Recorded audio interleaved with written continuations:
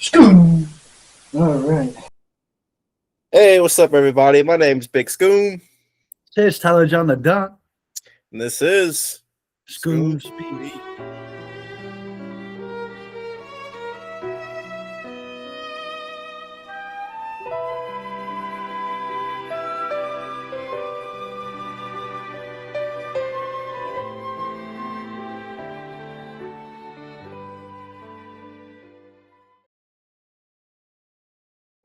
At what point does confidence become self-deception?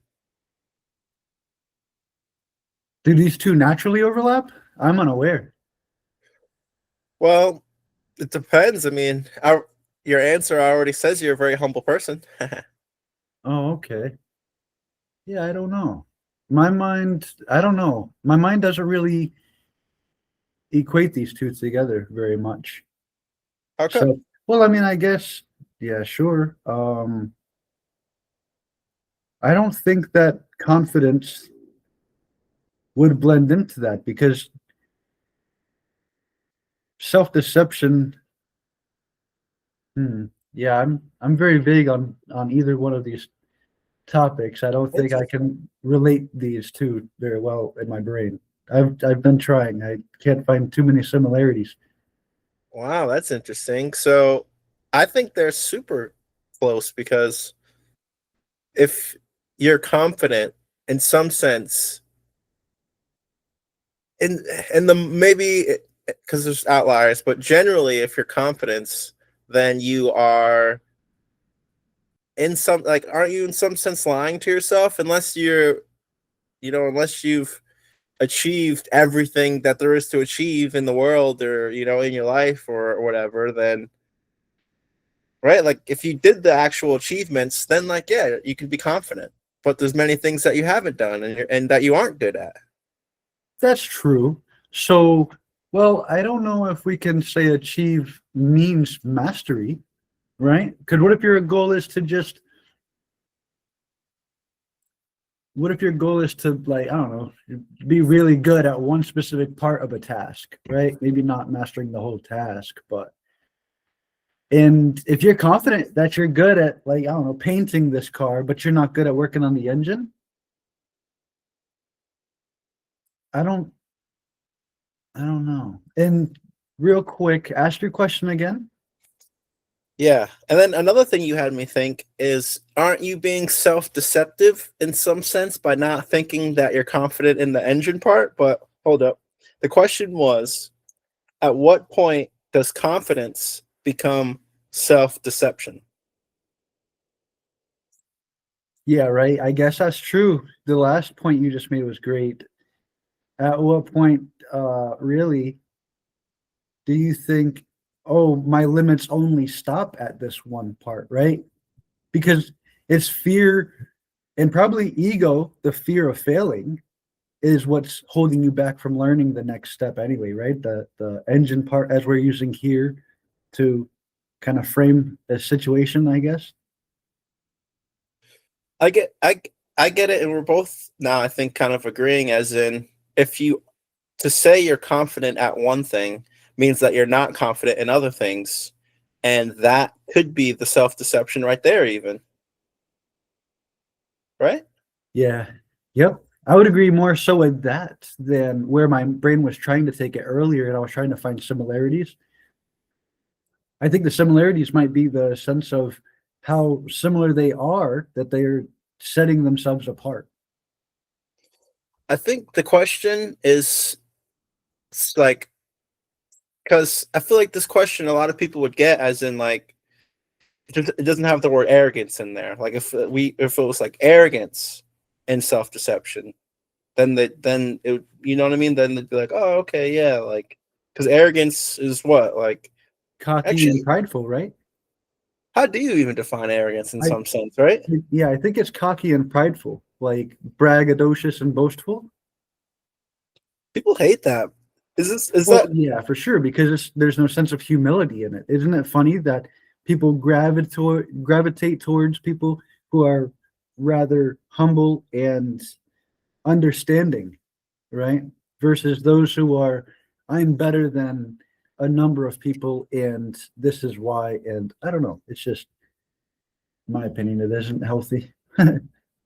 Normally people don't gravitate to it too much unless if it's sports. That's where my brain goes, at least. It's funny how arrogance like can immediately put us off, but yeah, we can't really even say why, right? It's just like something you feel, and you're like, oh man, I don't like that. Yeah, well, I think it's because hmm, Because friggin- confidence is cool. confidence is cool, but confidence doesn't mean you're over the top. You aren't braggadocious and all of this, right? You're like you let other people get their hands into the pie, and you don't need the spotlight on you the whole time when you're confident. If you're truly confident, right? Like you don't have to prove over and over and over to everyone, like, bro, we know you're the best. Like, chill out, you know?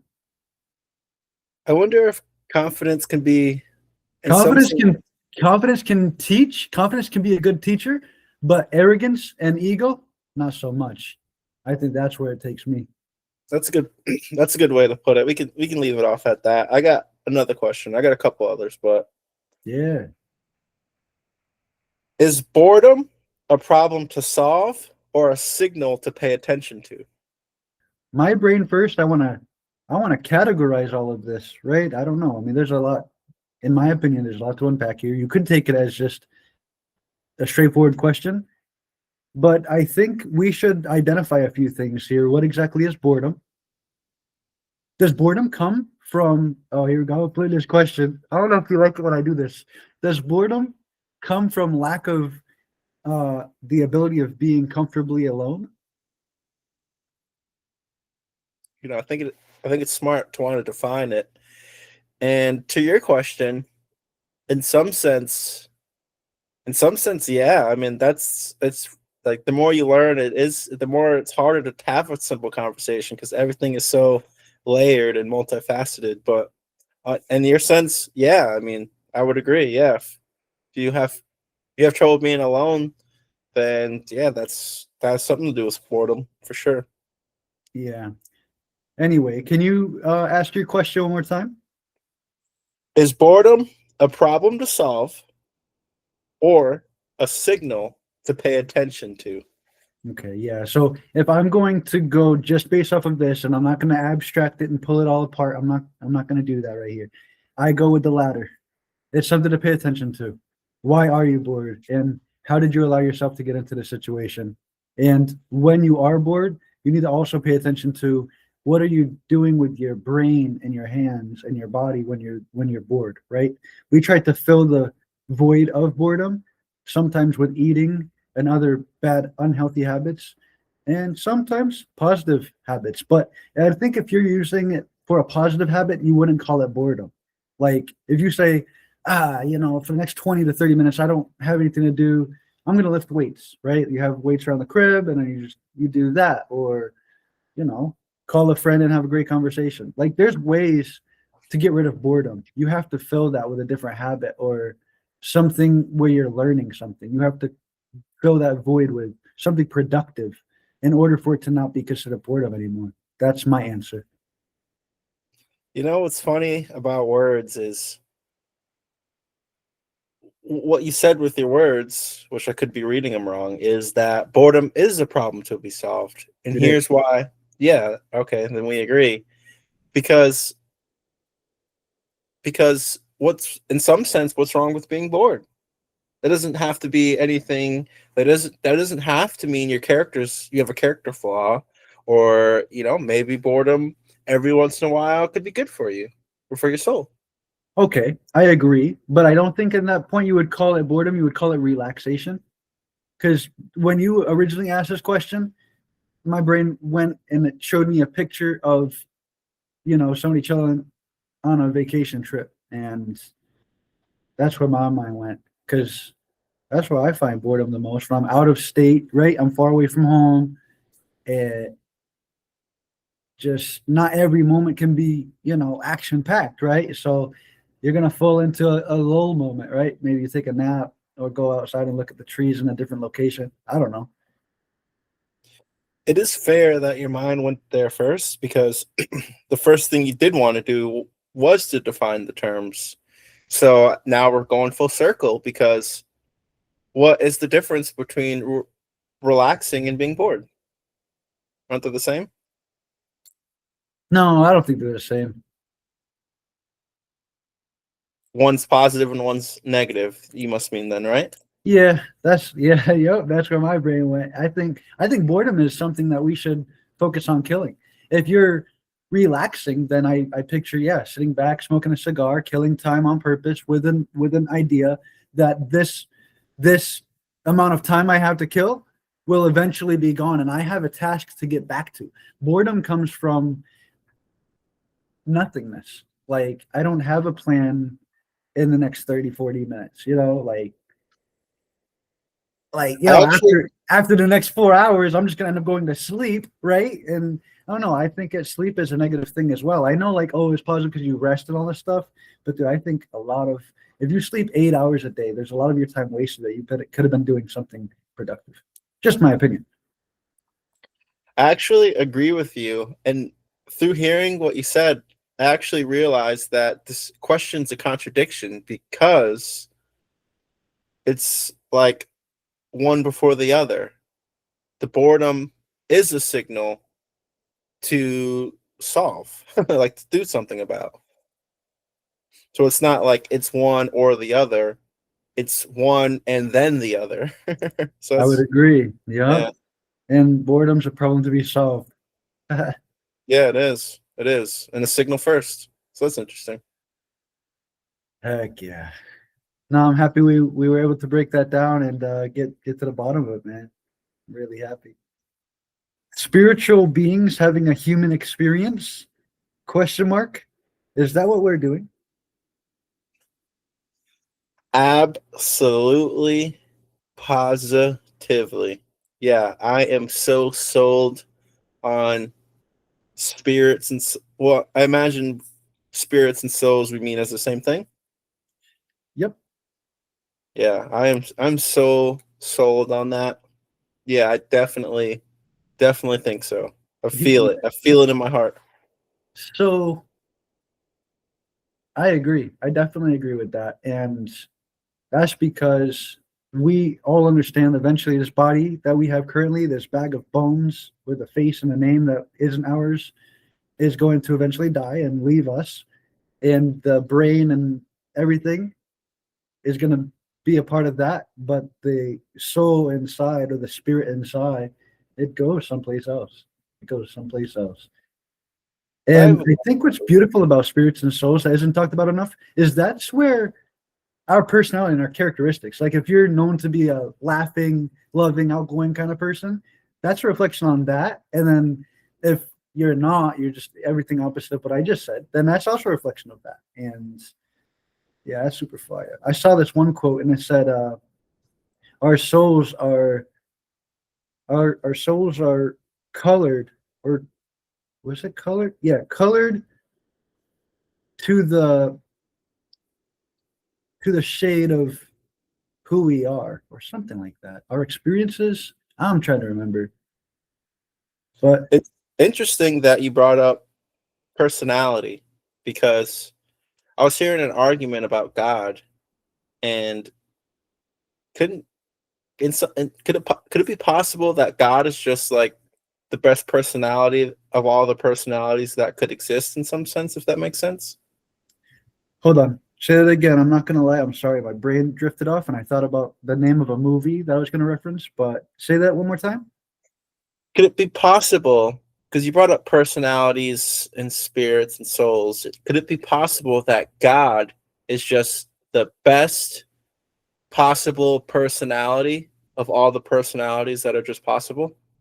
I agree with that, and it's funny too because if we were to color these in our head, it would be that God is just a big white ball, like of so much purity that I guess our mortal eyes couldn't even fathom. Yeah, it's We can't interesting even look at about it. We'll go blind. Or that's what the idea of blindness would be. Something so bright, not the blackout can't see anything blind, but so bright you can't see anything blind instead. You know, I've been hearing so much stuff about God lately, and I've actually been realizing how like intimate of a relationship it is with God in some sense, as in some sense we kind of can complete God, as in like they say there's a saying that God has everything but one thing, and what that is limitation. And Oh, obviously humans have tons of limits, right? We'll right. die, we'll get sick, grow old. So when like God, or that godly personality even, and us become one, we like can complete God, because we give it limitations. God loving us like gives him something they don't have. It's like a really special relationship. It's like a bond. It's like a marriage in some sense. Heck yeah, I definitely agree with that. Um, that ties us right into my very next point, real quick. If you don't mind, I want to double up real quick. Go for it. Relationship over religion. And I Question mark. guess I would frame this, if I had to frame this as a question, which would you prefer? Would you prefer to have a religion or a relationship? Right? Go for it. Rip it apart. Let me know. I mean, in some sense, in my brain, relationship is religion, Okay, okay. right? Um, if that's how your brain chucks it up, I cannot confirm or deny if that's correct, because both of these words are, as you hate to say it, but these are both subjective words. And with just these two words alone, it depends on what your viewpoint of either one of them means and what they both mean separately. And then when you try to put them together, what they also mean as one, right? So I would agree with you. If you care to share what you said again. I was just thinking, how could there be religion without any relationship or relationships? Doesn't religion need Okay. relationships? Doesn't it need a relationship? Hmm. For anything to exist, then wouldn't it need a relationship? It would need to be relevant to something. And I think relationships is another word of relativity, right? Oh, this person's relative to me. Why? Right? Marital, or genetic, or right? What is the relation? So I agree with you that for anything to even exist,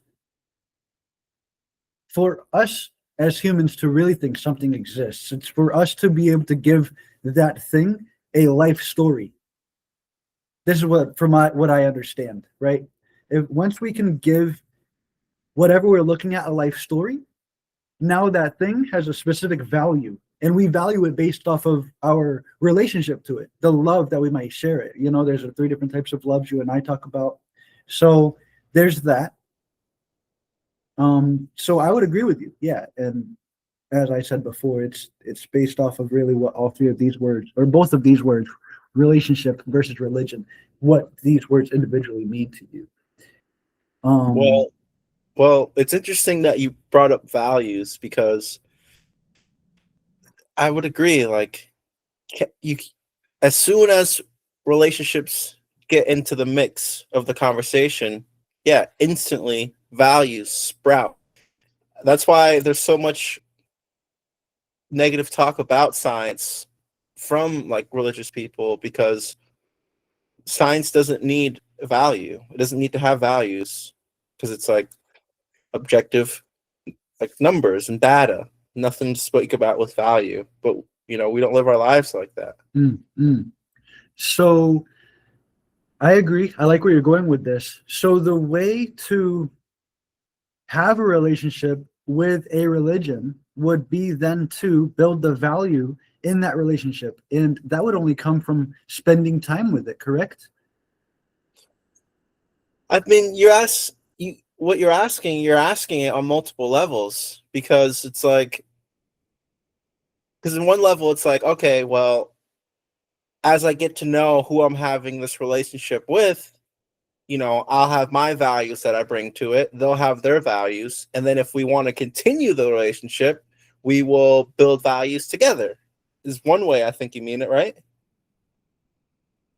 Oh, okay. You're bringing it to a you and me building values together, as in what you do for I and what I do for you, right? The reciprocation of whatever. One thing that would build values together. You're good because I didn't even mean it in that way. But Oh, I'm in sorry. but in some sense, I still do mean it in that way. That's why words and knowledge is so crazy. It's like the more you know, dude, it could be hard to have a conversation. Like, you know what I mean? Like, you get what I mean by that? 100%. And I cannot tell you enough how many times I've thought about that on how long we do Scoom speech for, what this is going to end in eventually, right? Like, we all know why all philosophers had to die the way they did, because they were freaking nuts and killing each other. It's language is so funny, man. There's this one example where like you're running out of gas and like you stop on another corner and there's someone there and you're like, hey, I need gas.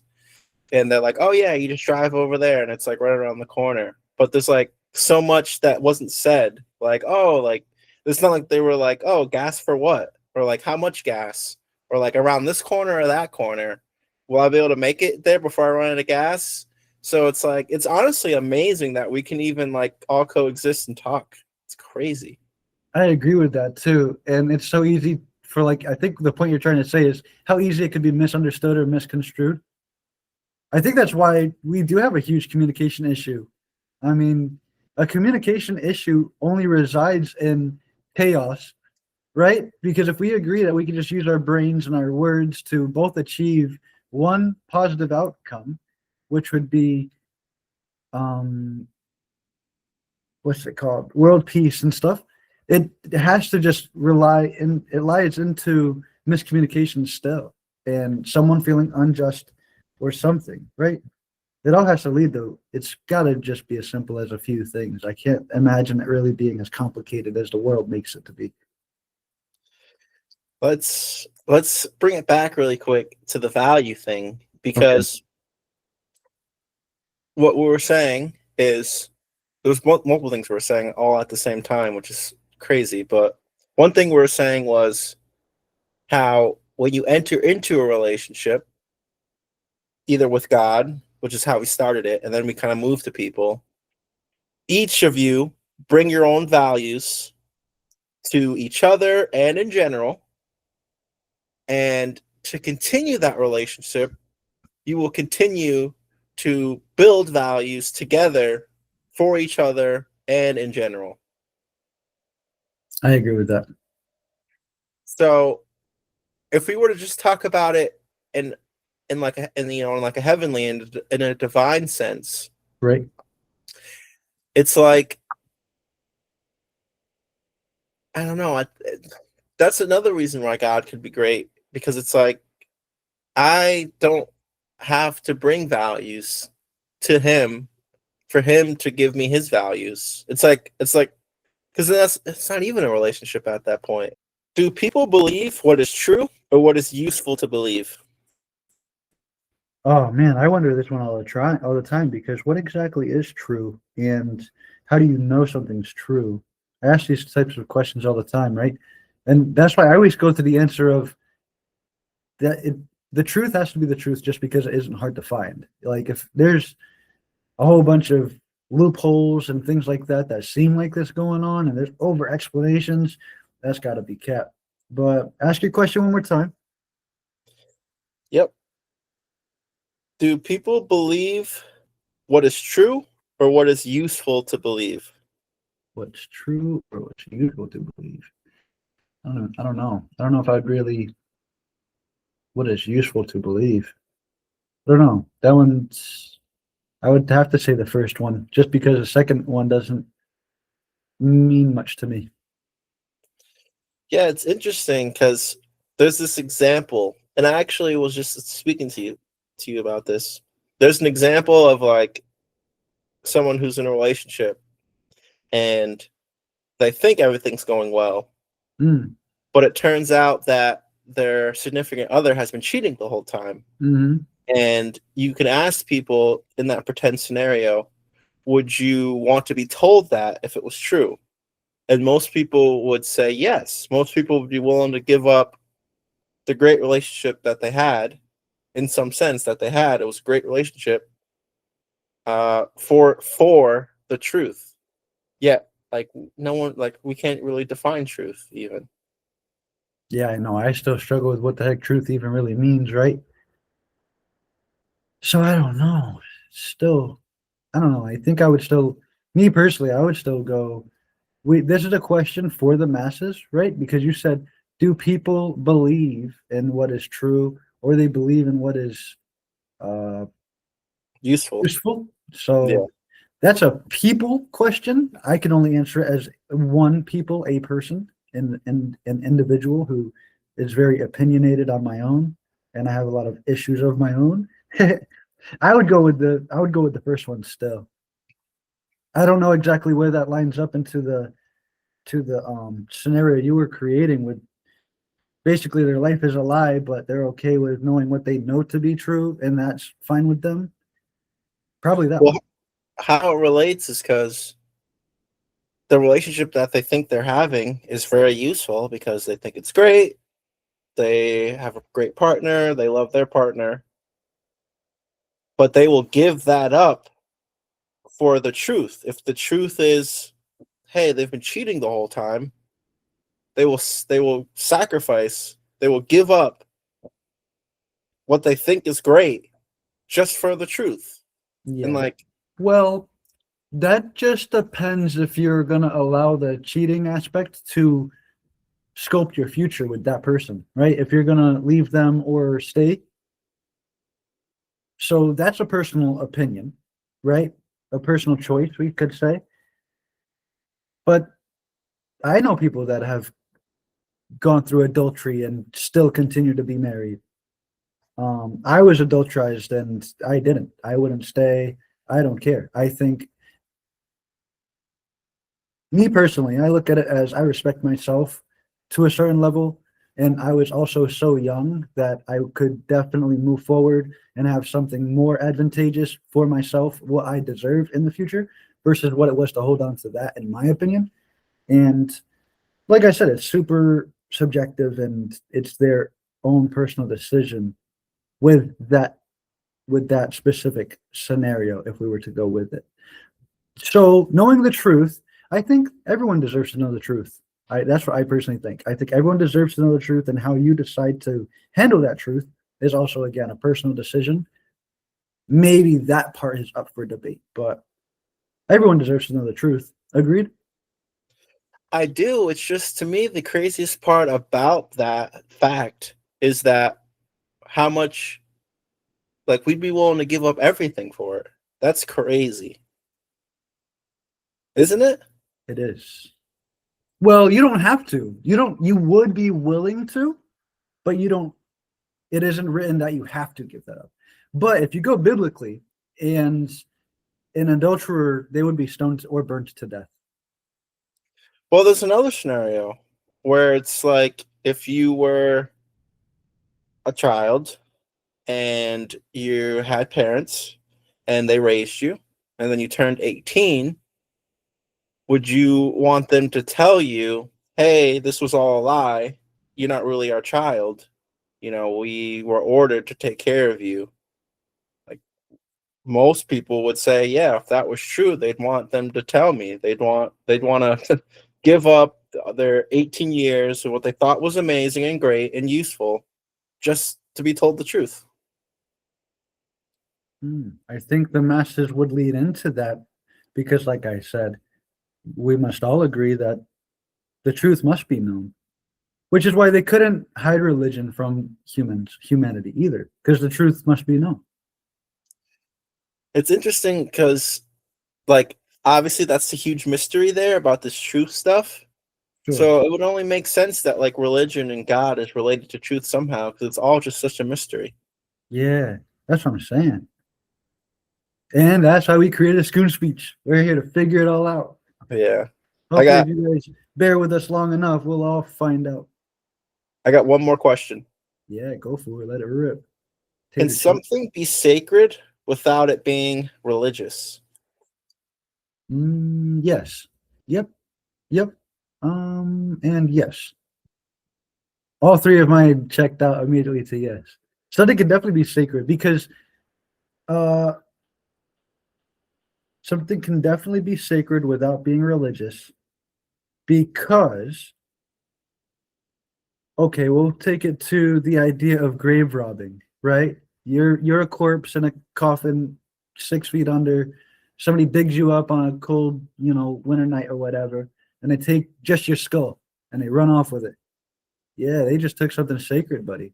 And you're not religious. Well, I'm not saying that, but you know what I'm saying? You aren't written anywhere to be a monk or something of high religious order. I think it No, would still be stealing something sacred. Yeah, stealing your skull is very sacred. you're right, but the reason why I would make the argument that that is religious is because that has a predisposition that you believe all people, dead or alive, evil or good, child or elder, have value, which is a religious idea.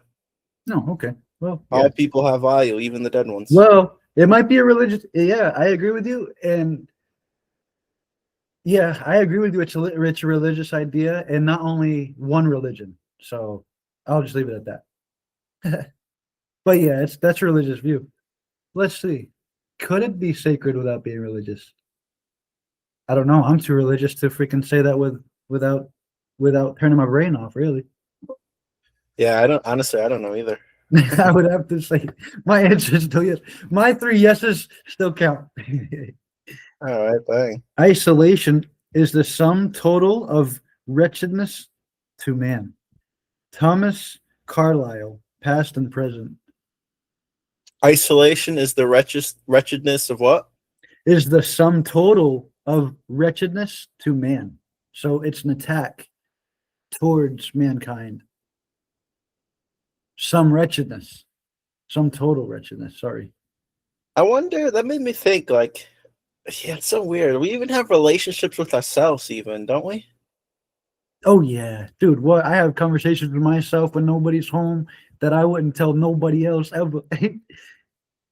Only It's tell Alan called that in the closet. it's interesting because it really does like tie back to personality a lot because it's like, all right, can you have a relationship without a personality? Sheesh. Well, It's like, can I you? mean, hey, if you're really creative, heck yeah, dude. People are dating robots these days, buddy. It's 2026. I don't know. I think my brain goes right there. Yeah, I guess you're right. That is But interesting. then again, hold because what do they work hard to do? Give these items, right? These robots personality. Do they work it so hard on that? That's why AI's got to be its thing. You know what I'm saying? They've had like dating apps on your phone for a long time. Well, you just date an AI. You build the AI bot that you like on your screen. Like you don't even see this thing tangibly. If it has enough personality, you fall in love with it. That's just because of freaking loneliness. That's too much boredom. There's too many mysteries out there, man. Like, what even is personality? And there's too many mysteries out there. Hey, Love. welcome to Scoom Speech, everybody. Listen, I'll tell you what. I'll tell you what the first one was. You said, "What does it mean, or what does it come from, or whatever." It comes from your soul, your spirit, buddy. Dude, I was watching this movie last night with Amber, and uh, definitely, I would say check it out. It was called The Hate You Give. It was a super interesting movie.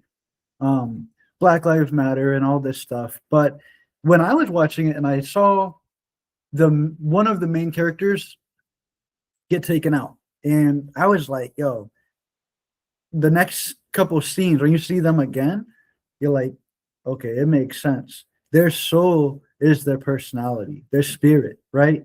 That thing inside of them. Because that thing communicates with us a lot, right? Like I think that's where that true emotion, that inner emotion of gut feeling comes from and stuff like that. Like when you feel like you're about to get into a bad situation, that gut feeling probably comes from it's either a chakra or your spirit inside of you communicating with you. Like what this gut feeling is trying to tell you. You're about to be in a bad situation or something, because a different part of your awareness is communicating with your body in a way, you know? I mean, in some sense, it's like let's say that's true. Think how, because that would have to mean that your soul and spirit is like watching everything and able to react under like a millisecond of a millisecond. Isn't that crazy?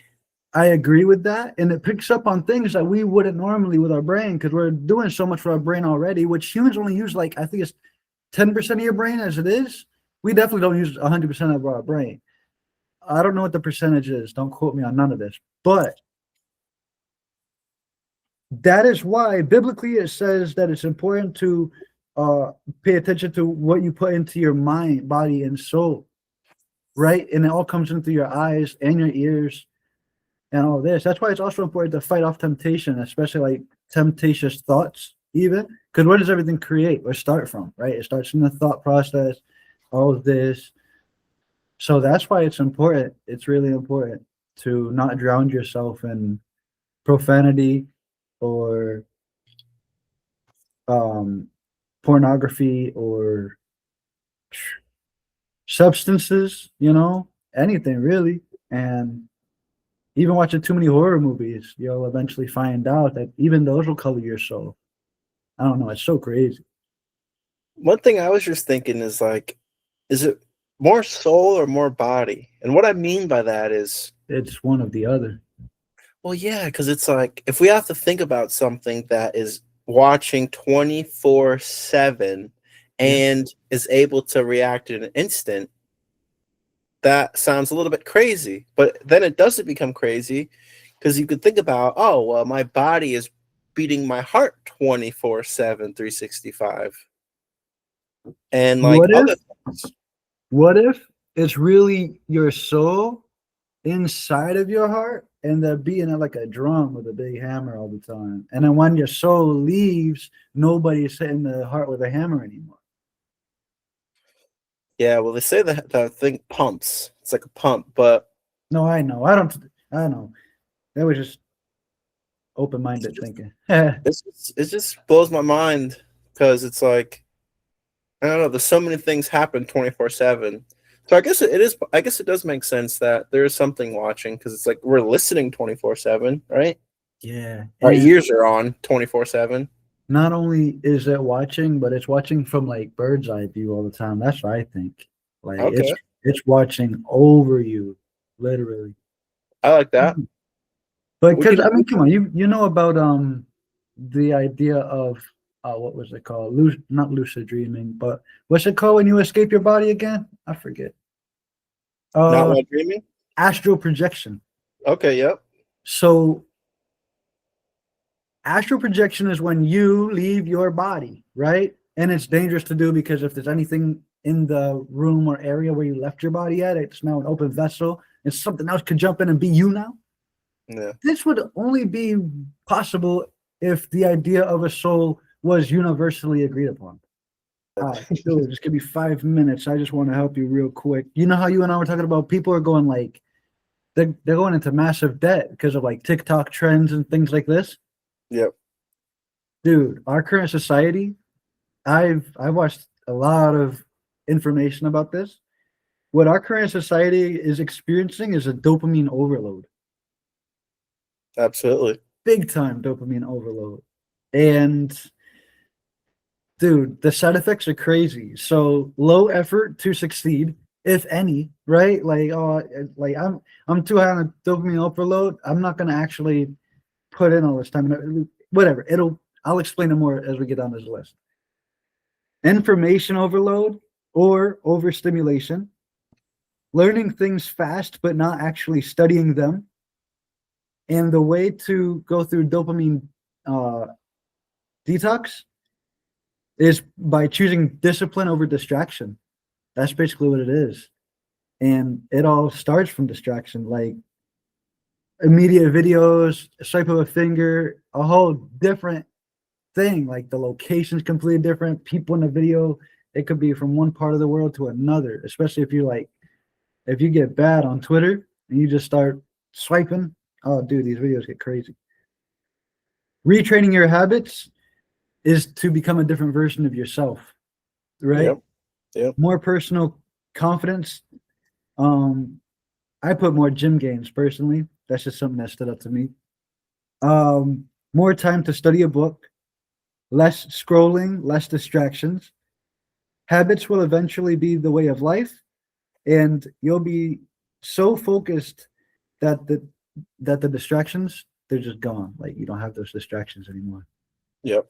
But yeah, that was the last bit of notes that I had. I know you said your laptop was on the way of passing away on us, so we gotta recharge that Johnson.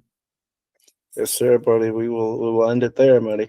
Absolutely. Thank you everybody for checking us out again. Got any comments, questions, or concerns? Drop a comment down below. We'll pick it up in the next episode. And like, comment, and subscribe. Thank you.